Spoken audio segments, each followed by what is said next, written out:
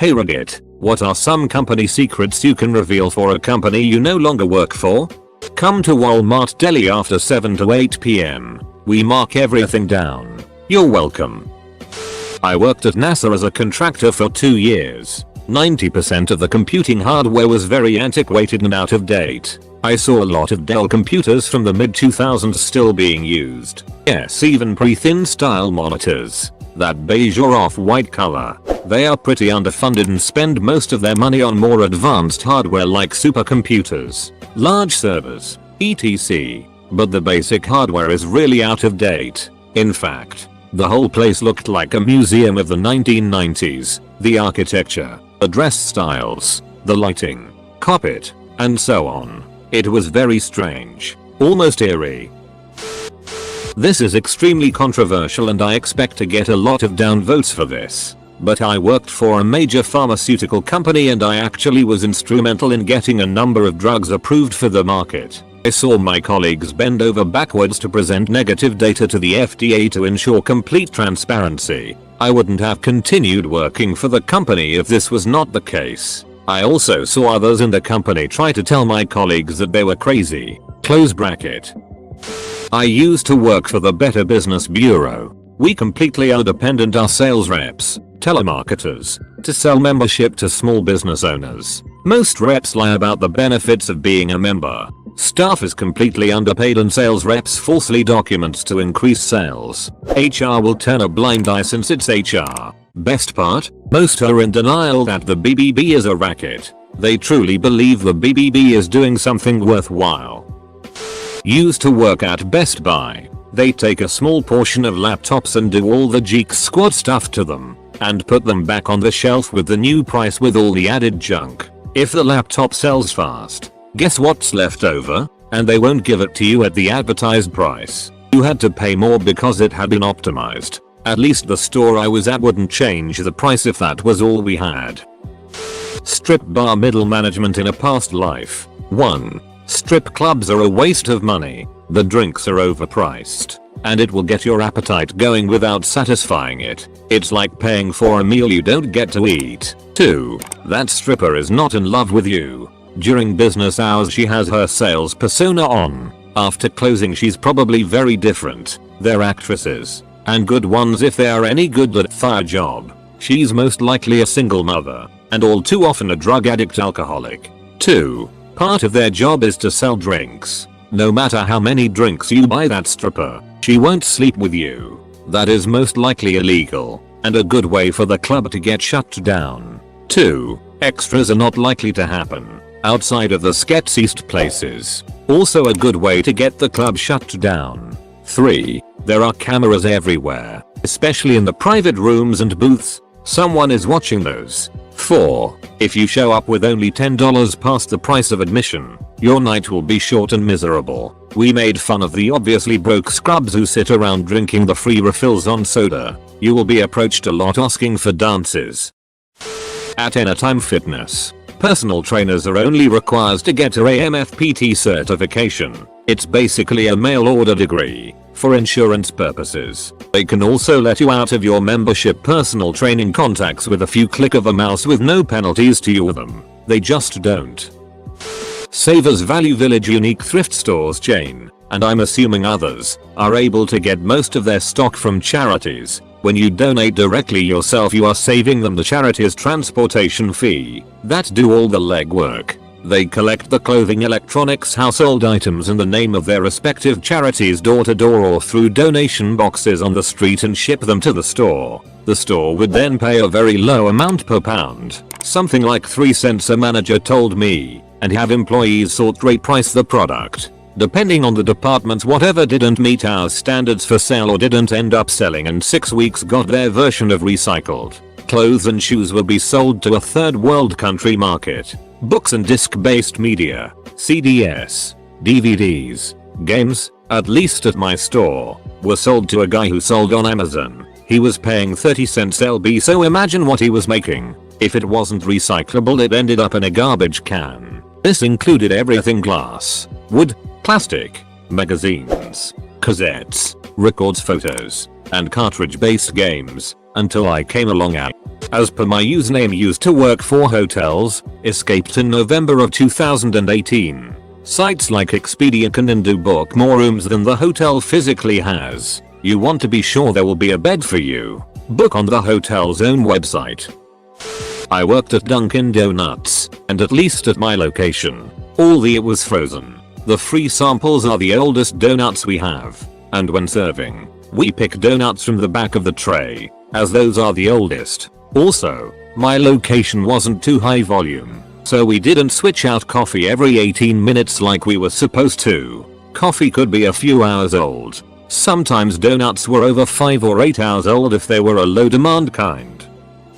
Reformation. Their fabric is ridiculously overpriced, because they are marketing towards the green gal, who suddenly cares about sustainable clothing. They've duped people into ditching stores like Forever 21 because they makes their clothes with itty, synthetic fibers to a brand that makes the same quality of clothing with renewable fabrics. Also, it's a startup so the store infrastructure is jacked. Management is young. Protocol is non-existent. HR is imaginary, and if any of the 20-something girls in management don't like a particular Instagram post of yours, you can be fired. That mattress you bought on clearance was a return somebody slept on for up to a month or so. I worked at Domino's for 2 years. I can say that they do not care if your pizza is ruined or burned or fell on the ground. On one occasion a pizza fell top first on the ground and my manager just gave it to the customer. Being a butcher, I found out that a lot of things you're told to do goes against food hygiene. Bit of meat fell on the floor, pick it up and give it a wash. Meat hit that point, they can't be in the window, mince it. Chicken will go bad tomorrow, kebab it. Just after Christmas we had a load of extra bacon that we didn't sell and was taking ages to go. It got to the point where the bacon was sticky and started growing mold fur. I was told to scrape off the mold fur and put it in the window for display. The joints and the sausages were hung up with rusted hooks and put me way off. The butchers got top cleanliness ratings for some reason. Companies that deal with commercial truck driving licenses often have their drivers fudge the logbook numbers to make it look legal.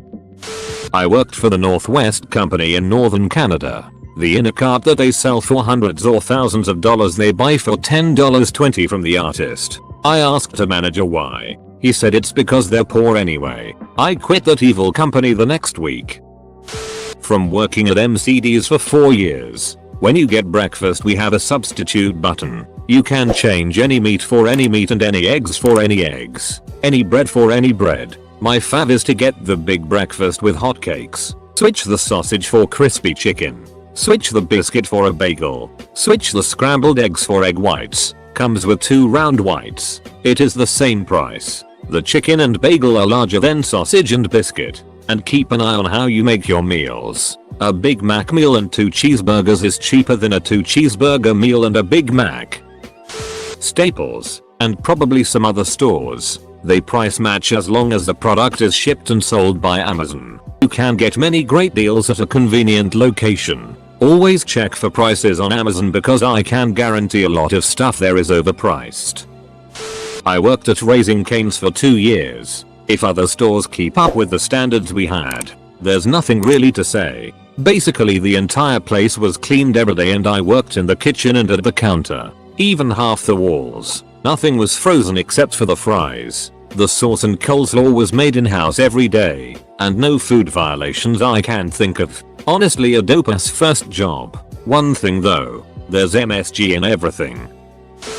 Worked call center for Sprint Nextel. This was before smartphones, so tech support and customer support were relatively simple. 1. Staff turnover was so high that you couldn't get fired no matter how bad a CSI you were. If you turned up on time and sat at your desk the entire shift, no one gave a it. 2. Sometimes the exorbitant wait times were due to only having 2 people on shift for the entire network. Sometimes they were because CSRs would keep the line open after a customer disconnected to avoid taking another call. 3. The security identification system means jacket. If you've ever had an ex-stalker or anyone turn up where you live after thinking they couldn't possibly know, blame the lazy CSR who ignored the warning notes and security protocol and gave all your information away. 4. When they say they're going to put you on hold, but there's no music. You're actually muted and we can hear everything you say. 5. Customer service. Billing and tech support were all the same people. Tech support was a roulette of good, knowledgeable people. 6. We used to have access to customers' online accounts for tech support needs, but we could also see any texts or old school MMS messages. 7. All calls are recorded. All of them. They're all stored for an indeterminate amount of time in case there's a legal need for it. I ran the lens lab at a Pearl Vision back in the day. The most expensive frames we carried, the ominous, cost us about $20 and cost you $400 to $600. The most expensive lenses, outside of real ophthalmic specialties, what we called MTPROAs, polycarbonate aspheric with anti-glare, anti-scratch, cost them less than $20 and cost you $400. So a $1,000 pair of Armani glasses with all the bells and whistles, it cost about $40. The lab guy who made it was making $12 HR. The lab itself, top of the line from Essilor, was about $250 K. Peanuts compared to the profit margin. All staff, even just sales staff, had to wear lab coats and glasses at all times. If you didn't need glasses, you just wore glasses with zero prescription. The company would provide you outright with an eye exam every year, and once per year with a pair of prescription glasses and prescription sunglasses. Top of the line as long as they were in style that year. That was actually a cool perk. Oh, this was one of my favorites. In Maine, at the time, Medicare wouldn't cover anti-scratch coating for adults. All of our CR39, the basic plastic lens, super easy to scratch, just came with that pre-applied. We were actually supposed to intentionally strip that coating for Medicare customers, costing us time and labor while depriving the customer. 99% of the time we just didn't bother. Worked in several chain restaurants through college as a cook. Nothing to report that you probably haven't heard already, but I can tell you, most of the things you've been warned about are true. But the best thing I can tell you is, don't go to a restaurant within 30 minutes or so of its closing time. The cooks have already cleaned in an attempt to go home. At best you're getting the scraps left on the counter. At worst, well, you've pissed off the cooks. Oh, and I cooked at Hooters. They literally train the waitresses on how to flirt with customers. No, they don't like you. In fact, if you're a particularly odd looking or annoying customer, they tell the other waitresses about you and they look at you through the kitchen windows and mock you. I worked at Great Clips. The stylists are strongly advised to only cut a client's hair between 10-15 minutes. If the stylist's average haircut time is more than 15-17 minutes, they might get talked to by the manager about speeding up their services or written up if it continues to happen. Stylists also get paid based on how fast and how many clients they have that day. If a person comes in with a long, tangled rat's nest and wants a complicated haircut that takes you an hour to deal with, they can duck up your timed average for the day and duck your pay. I worked at a luxury movie theater for 3 years, complete with service to your seat, oversized recliner seats, pillows and blankets. The pillows and blankets were never washed, ever, but the break room was stocked with brand new ones. Always ask for a new blanket. I am in Mexico and used to work at call centers. They would ask us to always state we were located in the US. I worked for Comcast and Sprint Nextel, but there were some other campaigns such as HP Tech Support or AT&T or Verizon. Glassdoor.com does remove job reviews and does let employers choose which ones get shown first. I used to work in financial services. Agents would sell products based on the commission, and not on how well the investment actually performed. Our customer service department was pretty much always taking calls from people who had been deceived about what to expect from their investment. I work for the post office now, and I will honestly say I have never worked with such hardworking people before. There are problems with managers expecting you to get things done quicker than humanly possible, and a lot of our equipment is old and falling apart. But I honestly feel like the vast majority of my coworkers are trying to take care of our customers and to just get home safely. This is about a decade old, so may no longer be applicable. But Microsoft has special pricing for non-profits that is about 1/10 the regular price. They don't advertise this, So a lot of resellers still sell the software to their non-profit customers at the regular price and enjoy the higher profit margin. Verizon retail employees, and probably call center sales reps, are actively encouraged to lie to you to close the sale. I worked at Target and PetSmart for some time, and they both had this weird policy about stealing that I've heard applies to most big chains. Basically, a regular employee could not stop a low price thief. Obviously we can't let someone just walk out with a TV or live animal, but I was forbid from doing anything about small shoplifters. It's bad for the image of the store, and if you happen to be wrong, there could be a lawsuit or discrimination accusation that could cause a lot of trouble. So most of the times they just let you walk out fully knowing you stole something. At PetSmart, I happened to be working the register when a customer came up and alerted me that there was someone stealing a bunch of dog shampoo and shoving it in her purse. The location didn't have many employees and all the beauty supplies were kept way at the back. I called my supervisor over and she said not to do anything when the lady came to ring up one very small thing. The shampoos were very noticeably sticking out of her bag. My supervisor asked if she needed to pay for them and the person said no, and we just let her walk out.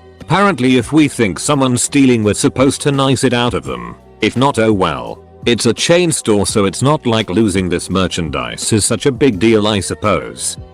Worked at PetSmart. I was actually told by a manager that it wasn't my responsibility as a goddamn pet care associate to tell people things like a plecto, an algae-eating fish that grows a foot, was inappropriate for a 10-gallon tank. I don't know if it was that particular PetSmart or if they're all like that, but they definitely prioritize profit margin over animal welfare. You have people like me who actually give a shit, but it's just a few of us against a tidal wave of ignorance and straight up negligent malice. I'd be curious what other PetSmart workers have experienced. Please chime in.